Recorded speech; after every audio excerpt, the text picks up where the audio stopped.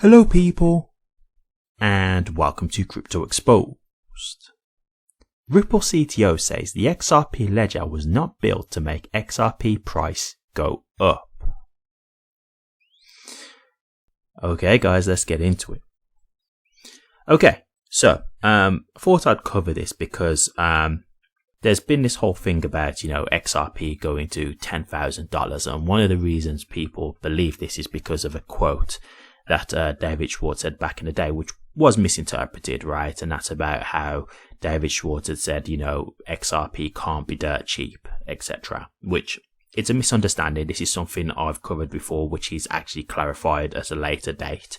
So it is just a misunderstanding. But yeah, I wanted to cover this because I think this just adds to clear that up. And also because, there's influencers out there who say, XRP is going to be set at $10,000 and that kind of thing. And this kind of helps to kind of basically, rule out that kind of rumor and that speculation. So let's get to it then. So there was a tweet which this come after the back of. So you've got here XRP legend, and he's speaking to David Schwartz, and he says, "If I may ask, if XRPL's validator consensus avoids direct fee incentives to prevent centralization, what role do you envision for XRP token burns or other deflationary mechanisms in indirectly aligning long-term network security with broader economic participation particularly?" So we've now got David Schwartz's post here. So he says, "I think three things. 1. Greater adoption and use of XRPL will add value to XRP because of its privileged place on the ledger. It's the only asset with no counterparty that anyone can hold. It's jurisdictionless. It's favored by auto-bridging. 2. If what you really care about is short-term to medium price, I'm not convinced utility matters beyond having a stable, reliable network that can ensure the token is scarce, fungible, censorship resistant, and easy to hold and transfer. 3. XRPL was not designed as a way to make XRP's price go up. It was designed as a way to provide a fast, cheap, and reliable native token, DEX, and payment system for people who needed those features. I'm not sure if this is the majority view, even at Ripple, so I am very much speaking for myself here." Bravo, David, bravo. So, okay, look, this is the thing with David Schwartz. He's just an honest person. He really is. He's just an honest guy. And this is why I really do like David Schwartz, to be honest with you. Like, he's not here to give you the fluff. Like, he's not here to just hype up XRP. He's just here to tell you the truth. And so the thing that I want to get into here, a couple of things, but let's get to two first and foremost. So he said, if what you really care about is short to medium term price, I'm not convinced that utility matters. Okay. Beyond having like a stable network, etc. Okay, so for the people who believe, XRP is going to hit $10,000, and, people believe that this was going to happen this year. We're not at the end of the year yet, so, we can't say anything for sure as of right now, but I'm as convinced as I can be that XRP is not going to hit $10,000 this year, guys. I've told you that numerous times.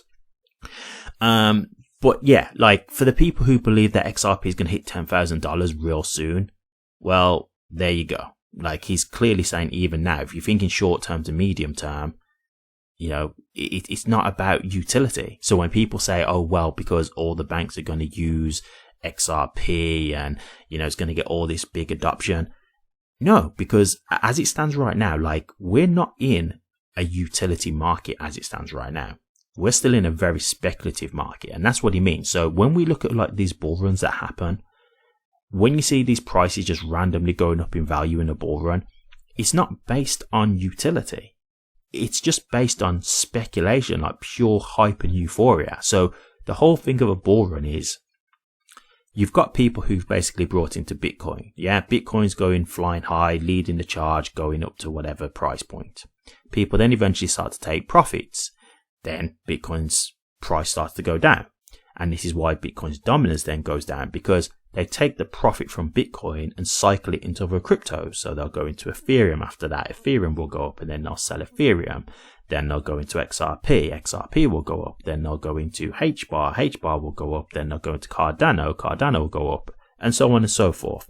And so what happens is, as this big money goes into these cryptos, people are coming into the space because they're seeing that the values are just going up exponentially. So there's people who want to get involved, right? And as they see these huge volumes of money, like the price going up in, big percentages, people start FOMO buying in, right? Fear of missing out. They just start buying stuff randomly. And unfortunately for some of them, they're buying like the top of the market, right? They're buying it when it's already gone up. Like, people have brought XRP at like $3.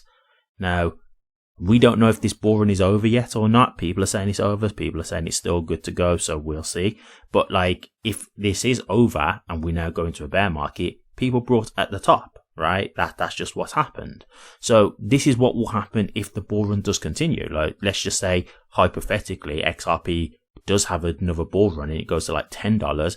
People will be buying in at like $8, $9 because they're hoping it's going to go even higher. And eventually that will be the peak of the cycle. And then the value will drop down exponentially. And that will be the end of that cycle, right? So this is how it works. And so for people who don't understand how this goes, like that's what it is. It's just speculation. Like this isn't, XRP's utilities, kicking in or anything like that. No, that's not where we're at right now. And so, when people are talking about XRP in $10,000, I mean, for me, it's not going to happen point blank period. That's it. But for the people who say like, it's going to happen this year or it's going to happen next year, you've got David Schwartz here telling you like, this isn't really about utility at this point. Like this doesn't matter right now. Like that's just not where we're at. And so that tells you right there. And then the other thing here is, the third point, David says the XRP ledger was not designed as a way to make XRP's price go up. So again, when people say, the price is going to be set, or David Schwartz said that XRP has to be $10,000. No, he didn't say that. It was a misunderstanding. It's a misinterpretation of the post. And people have just turned into a whole other thing. Basically, they've spun the narrative of what he actually said. And yes, like I understand what David's saying here. You got to understand that like, people like David who are creators, obviously they're hoping to make money, but they had a vision. They just wanted to change things. And I understand that because, for example, me with this YouTube channel right here, right? I never got into this thinking, I'm going to come in and just make a whole load of money and be this huge influencer. Like, that's not what I came in to do. I came in to say, hey, this stuff about XRP hitting $10,000 isn't realistic. And I accepted when I did this at the beginning that, hey, this might really affect where my channel can go because people are not going to want to hear this, right? Obviously, the people who get big are the people who push that kind of stuff. And it's quite evident, like my channel is nowhere near as big as other channels. So you can kind of see where, doing what kind of content I do gets you. It doesn't get you the big numbers. But this is what I accepted. Like my thing was more about, I just want to push the truth and help people. Now, I did hope that would reflect back in me, doing somewhat well from it, which, 2,000 subscribers isn't bad, I suppose. A lot of people would probably laugh because, you look at channels out there with 100,000 subscribers and 10,000, 50,000 subscribers. So, some people would probably mock this. But for me, as someone who didn't come in aiming to make money from doing YouTube or, trying to necessarily become a huge influencer, like, I'm quite happy with where I've got to. Would I like to be bigger? Of course I would. But like, I'm happy that I've actually helped people, which was what my original intention was. And so it was never about money. Like I've not come in just thinking, well, what's the easiest way to make money? Okay, push the $10,000 stuff. Okay, cool. That's what I'll just do all my content about. So I can understand that David Schwartz just had a vision of, hey, I'm just really into this technology. I want to do something with this technology that can improve the way it's done and build upon it, and hopefully it can help better people's lives. Now, by default, that should help you earn money because obviously if that is successful, it will make the crypto successful, which will then obviously make the crypto valuable. So it is a thing where you still get, value from it by default. I'm not saying that doesn't, apply, but what I'm saying is his whole intention wasn't to just get rich. Like his whole thing wasn't, I'm going to create this XRP token and I need to somehow make the price of XRP go up. No, his intention was, I want to make something with this technology that can be better than what the old technology is. I want to make a better Bitcoin and something that's better that can work in the payment space that can be new and be utilized, right? Because, for a lot of these people when they're creatives like this, it's the money's good. but it's the satisfaction of knowing you've built something that's actually been utilized, right? Like you've actually made something where, hey, these people really like what I've created. Like this is something that I've built and all these people are using it. Like that's where a lot of the fulfillment comes from, not necessarily the money, right? And so, yeah, like this is where, you know, when a lot of people are talking about how, you know, David Schwartz said the price has to be $10,000, that's not what he said. And this just shows you that, you know, this wasn't a thing where, you know, the XRP ledger is supposed to just make XRP's price magically go up to $10,000. That's just not how this was designed to be. And that's not how this works. So when you see a lot of these influencers talking about this, saying like, how, you know, the XRP's price is designed to be set by the IMF and all this kind of stuff, it's absolute nonsense. It's garbage. I'm sorry, but it is. There's nothing about it like that that's really going to happen. And this is proof. Like, you've got David Schwartz here telling you this stuff. And, you know, all these developments that we've seen lately, like, should tell you about the whole, like, you know, flip the switch and then all these banks are using XRP. Like, you've got Chainlink and Ethereum working with Swift. Like, not saying that this is a negative and that means XRP is dead, like nothing like that at all. But would you just have to face reality and say, hey, yes, XRP will have its place, but it's not going to be this thing that just kills off Swift and replaces Swift. That's just not going to happen. So this whole thing of all the banks are going to just suddenly use XRP, like I hope you guys can see how flawed that logic is now and how that's just not going to happen. But yeah, look, I just think this is good to cover because you've got people like David Schwartz saying this stuff. And when you've got people like him saying it, you haven't got to just think it's just me saying it, right? Like you haven't got to come in and bash me and say, oh, I'm the idiot, because you've got David Schwartz here telling you this.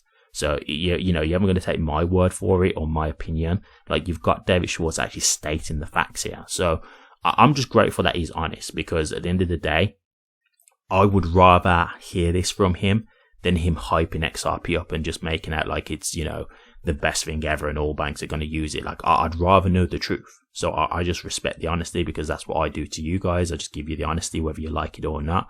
So he's doing the same thing. And so I hope this does clear up some of those misconceptions. But please, honestly, I always say just be careful who you listen to, because some of these guys are just pushing absolute nonsense. They really are. So yeah, once again, this is really great to see, and I hope that does clear up some things. Thank you very much for watching this. Please remember to like, comment, and subscribe, and hit that bell. Take care.